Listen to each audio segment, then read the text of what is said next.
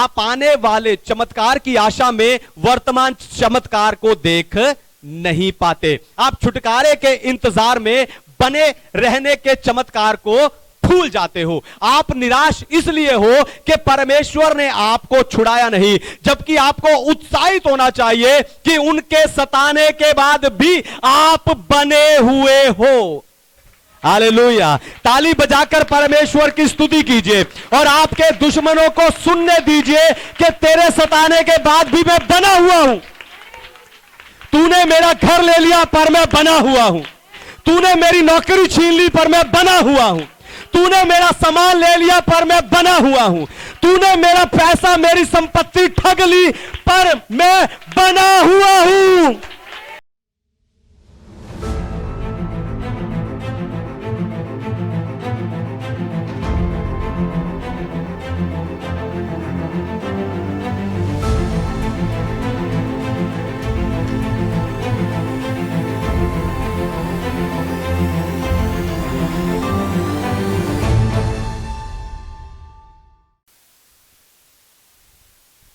Hallelujah. तो आए आज के वचन में चलें और पवित्र शास्त्र बाइबल से आज का संदेश सुने। आज का संदेश है परमेश्वर आपके दुश्मनों से कैसे निपटता है। परमेश्वर आपके दुश्मन से कैसे निपटता है। How God deal with your enemies. How God deal with your enemy. अदन की वाटिका में मानव जाति की शुरुआत से ही हम मनुष्य दुश्मन का सामना कर रहे हैं। बाइबल को खोलते ही उसकी पहली पुस्तक में आपको आपका दुश्मन शैतान मिलेगा।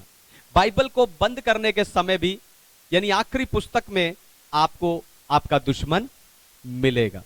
पर आपको बताऊं, आपका दुश्मन हमेशा आत्मा बनकर नहीं आता, कभी कभी दो पैरों पर भी आता है। मैं ये नहीं कह रहा हूं कि लोग बुरे हैं, नहीं, पर मैं आपको यह समझाना चाहता हूं कि लोग अपूर्ण हैं और आप कहीं ना कहीं उन अपूर्ण लोगों के शिकार बने होंगे। हालेलुया। पर आपको बताऊं, जब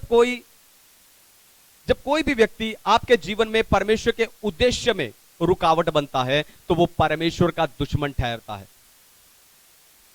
फिर चाहे वो आपके माता पिता हो, आपके पति पत्नी हो, आपके बच्चे हो, या फिर आपका सबसे अच्छा दोस्त ही क्यों ना हो, वो परमेश्वर का दुश्मन ठहरता है। पर आप में से कई लोग उन दुश्मन के साथ ही घूम रहे हो, उन दुश्मन के साथ ही खा रहे हो, उनके साथ खेल रहे हो, क्योंकि आप मसीह में तो आ गए पर आपको यह नहीं पता कि मसीह जीवन जीना कैसे है। हालेलुया। मसीह जीवन जीना कैसे है। इसीलिए आप जीवन की कई समस्याओं को संभाल नहीं पाते, क्योंकि आपको पता नहीं कि आपको सताने वालों को आपको कैसे संभालना है। हालेलुया। आप जीवन की समस्याओं को संभाल नहीं पाते, आपकी समस्याएं बढ़ती जाती हैं। क्यों? क्योंकि आपको नहीं पता कि आपको सताने वालों को आपको कैसे संभालना है। असल में लोगों का आपके साथ बुरा बर्ताव करने के कारण ही आपका जीवन खराब हुआ है, और ऐसी स्थिति में आपको है ना, आपके साथ बुरा करने वालों को ही संभालने में लगे रहते हो। यानी उनकी बुराई, उनके ताने, उनके झूठ को आप संभालने में लगे रहते हो, जबकि उस समय आपको खुद को संभालना चाहिए। आपको बताऊं, जब आप खुद को संभाल नहीं पाते, आप खुद अपने दुख को बढ़ाने वाले ठहरते हो। हालेलुया। अगर उन्होंने आपको नहीं संभाला तो आप खुद को संभालिए। हालेलुया। अगर उन्होंने आपको नहीं संभाला तो आप खुद को संभालिए, क्योंकि जो आपको नियंत्रण करता है वो आपका स्वामी बन जाता है। अगर कोई आपका मूड खराब कर सकता है तो वो आपके मूड का स्वामी है। अगर कोई आपका दिन खराब कर सकता है तो आपके दिन का स्वामी है। अगर एक छोटा सा मैसेज, एक कॉल प्रभु में आपके आनंद को चुरा सकता है तो वो आपके आनंद का स्वामी है। लेकिन आज इस वचन के द्वारा और इस वचन के तुरंत बाद होने वाले चंगाई और छुटकारे के समय के द्वारा आप छुटकारा पाओगे। इसलिए उत्साह के साथ सुनिए कि परमेश्वर आपके दुश्मन से कैसे निपटता है। लेकिन उससे पहले मैं चाहता हूं दुनिया भर से जितने विश्वासी स्पिरिचुअल पैशन असेंबली यानी आत्मिक उत्साह की सभा के संदेश को सुनते हैं, हम जोरदार ताली से उनका स्वागत करें।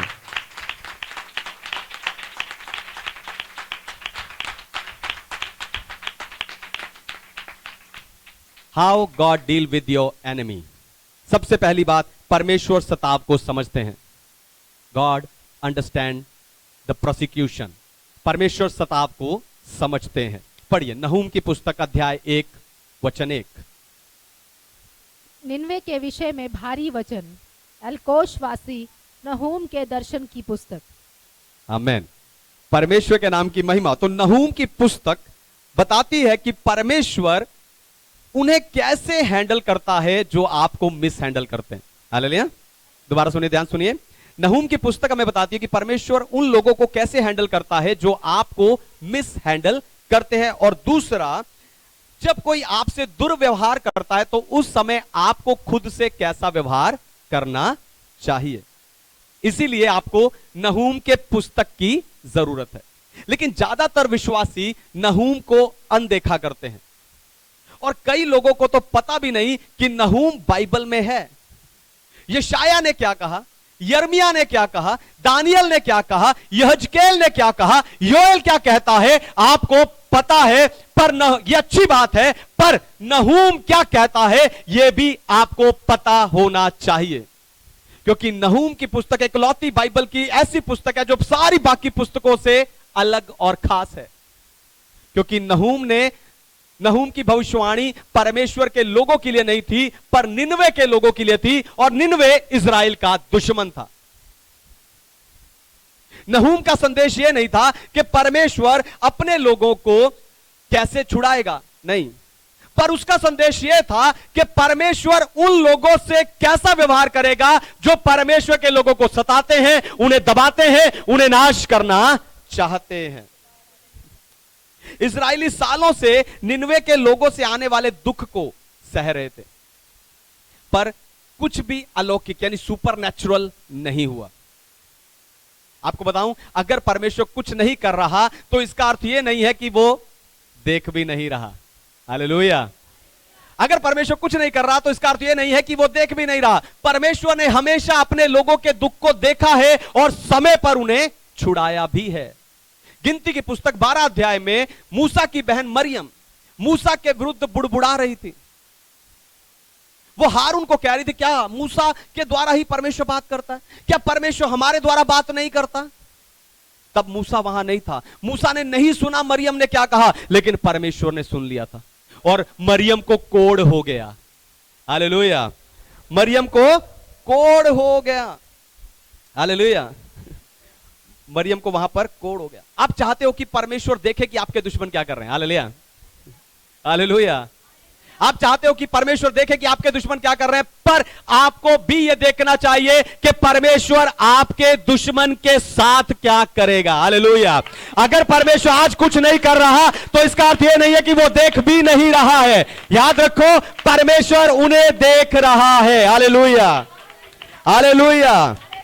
परमेश्वर उन्हें देख रहा है, परमेश्वर उनकी सुन रहा है, और जल्द ही आपके दुश्मन की बुराई कोड़ बनकर उन पर पड़ेगी। Hallelujah. Hallelujah. How deal with your enemy.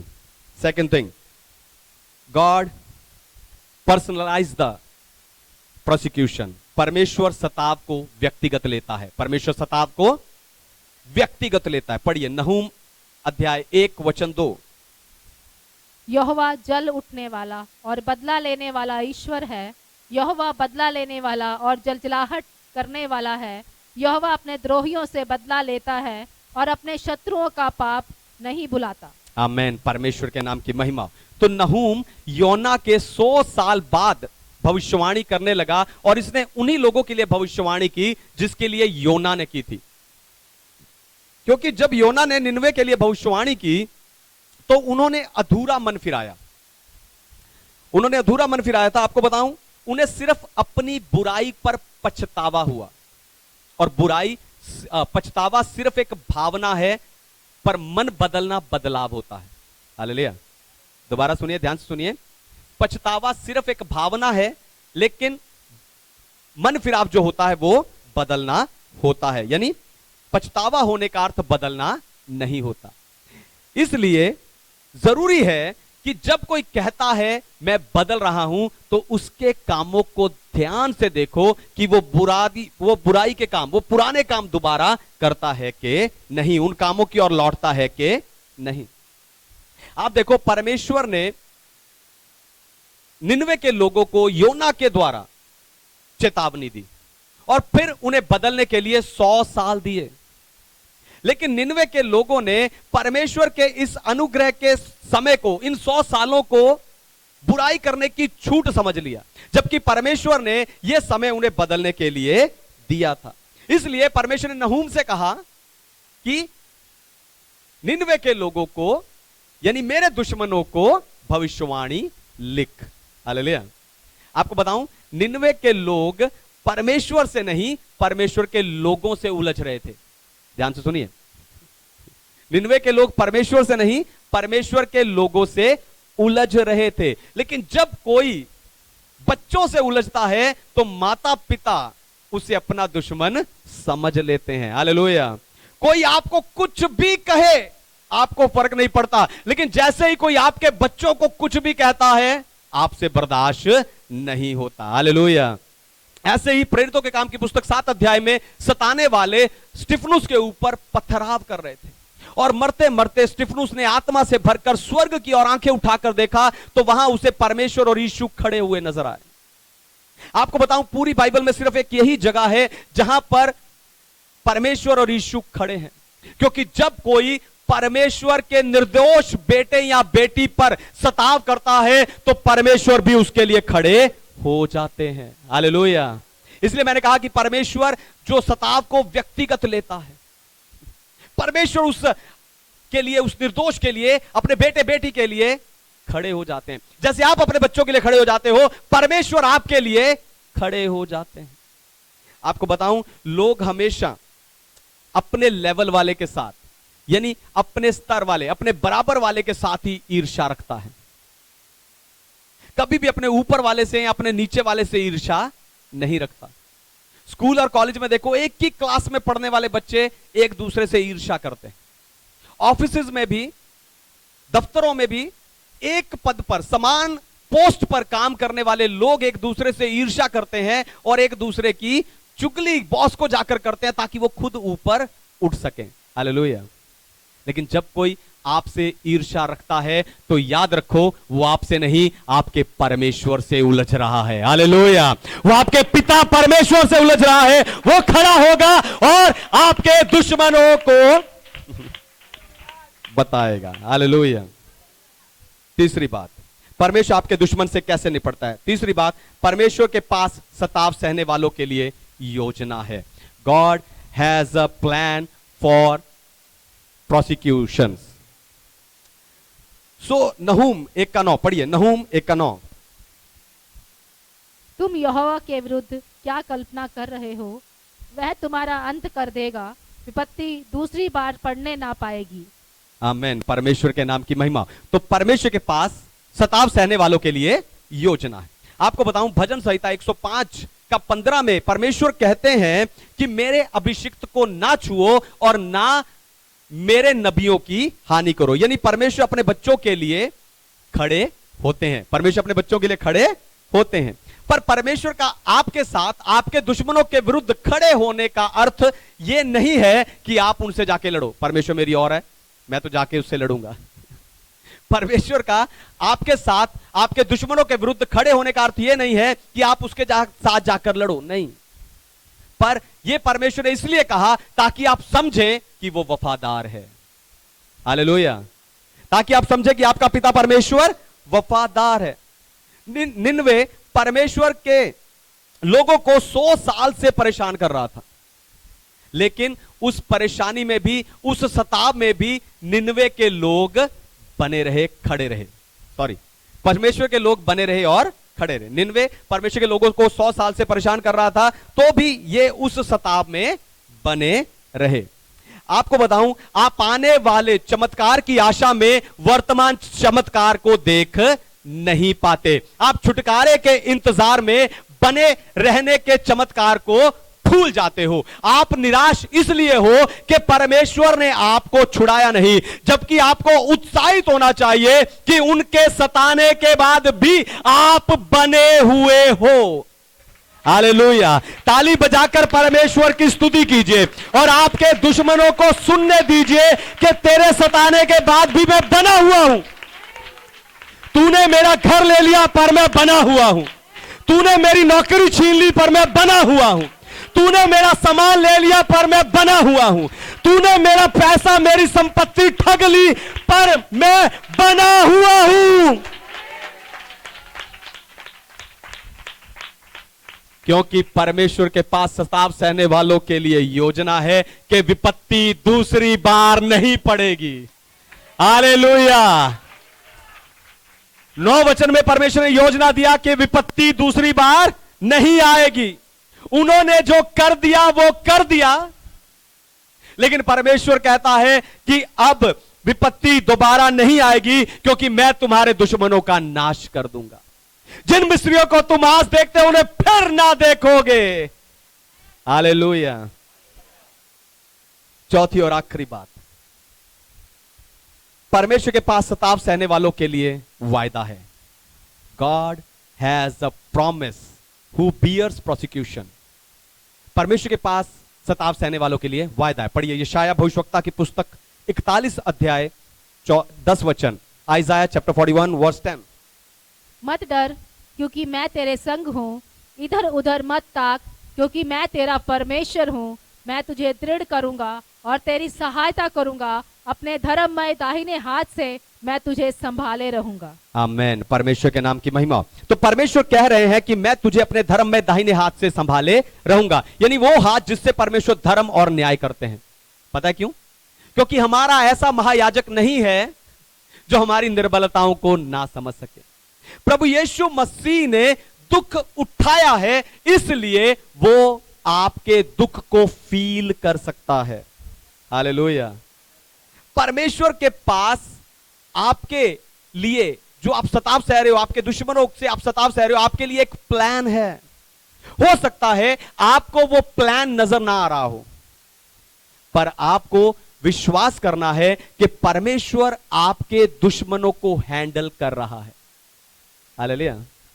आपको दिखाई नहीं दे रहा, लेकिन आपको विश्वास करना। विश्वास क्या है? अनदेखी वस्तुओं का प्रमाण। हालेलुया। आपको वो प्लान दिख नहीं रहा, लेकिन आपको विश्वास करना है कि परमेश्वर उन्हें हैंडल कर रहा है। और एक मजे की बात बताऊं, जब परमेश्वर आपके दुश्मनों को हैंडल करेगा तो उन्हें भी पता नहीं चलेगा और वो ऐसे खड्डे में गिरेंगे जिससे दोबारा निकल नहीं पाएंगे। हालेलुया। हालेलुया। परमेश्वर पास आपके लिए योजना है, परमेश्वर पास आपके लिए प्लान है और वायदा है। लेकिन बाइबल के वायदे को प्राप्त करने के लिए आपको बाइबल के बाहर की चीजों को नहीं करना। दोबारा सुनिए, ध्यान से सुनिए। बाइबल के वायदों को प्राप्त करने के लिए आपको बाइबल के बाहर की चीजों को नहीं करना। जब सामरियों ने यीशु मसीह को अपने गांव में उतरने नहीं दिया तो चेलों ने यीशु से पूछा, प्रभु क्या तू चाहता है हम स्वर्ग से आग गिराकर इन सबको भस्म कर दें? यीशु ने उन्हें डांटते हुए कहा, तुम्हें नहीं पता तुम में कौन सा आत्मा है। तुम बातें तो आत्मिक कर रहे हो पर तुम में आत्मा आत्मिक नहीं है। हालेलुया। परमेश्वर का वायदा है कि तुम्हारी हानि के लिए बने हथियारों में से एक भी सफल नहीं होगा। ध्यान से सुनिए, परमेश्वर का वायदा है कि तुम्हारी हानि के लिए बने हथियारों में से एक भी सफल नहीं होगा। ये वायदा, ये हथियार आपको आपके दुश्मन के खिलाफ हथियारबंद नहीं बनाता। हालेलुया। ये जो वायदा आपको है, इस वायदे को बोल बोल कर आप प्रार्थना करते हो, लेकिन ये वायदा आपको आपके दुश्मनों के खिलाफ हथियार बंद नहीं बनाता। क्यों? क्योंकि यह वायदा उनके सजा देने के लिए नहीं है पर आपकी शांति के लिए है। हालेलुया। क्योंकि यह वायदा आप उनसे नहीं बोलते, खुद से बोलते हो। हालेलुया। असल में परमेश्वर बताना चाहता है कि तुम्हारे दुश्मनों को मैं हैंडल करूंगा क्योंकि संग्राम यहोवा का है। हालेलुया। संग्राम यहोवा का है। आइए आंखों को बंद कीजिए, अपने पैरों पर खड़े हो जाइए।